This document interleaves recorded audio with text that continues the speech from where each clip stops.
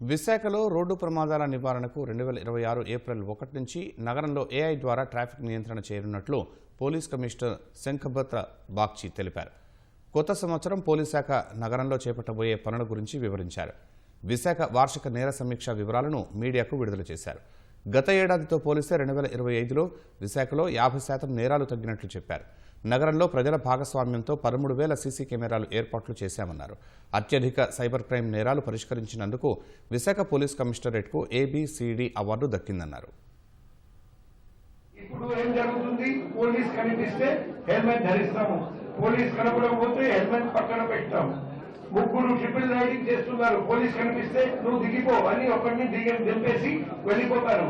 మళ్ళీ పోలీస్ కనపడకపోతే రా ఎక్కేసి అని ఎక్కిస్తారు.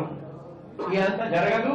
ఎందుకంటే ప్రతి చోట automatic number plate recognition camera 24/7 traffic enforcement. దానివల్ల ట్రాఫిక్ కండిషన్ కూడా తగ్గిపోతుంది. సిగ్నల్ టు సిగ్నల్ మనం గ్రీన్ సిగ్నల్ తర్వాత మళ్ళీ రెడ్ సిగ్నల్ వస్తే వెహికల్ ఆగిపోతుంది. అప్పుడు సాధ్యంత వరకు మేము కంటిన్యూస్ గ్రీన్ సిగ్నలింగ్ ప్రయత్నం చేస్తున్నాం. ప్రతి చోట ఫేస్ రికగ్నిషన్ కెమెరా ఉంటుంది కాబట్టి భారతదేశంలో ఎక్కడ డేటాబేస్ ఉంటే ఢిల్లీ నుండి, వెస్ట్ బెంగాల్ నుండి, యూపీ నుండి ఒక నేరస్తుడు ఇక్కడికి వచ్చిన వెంటనే లోకల్ పోలీస్ కి అలర్ట్ వెళ్తుంది, క్రిమినల్ దొరికిపోతారు.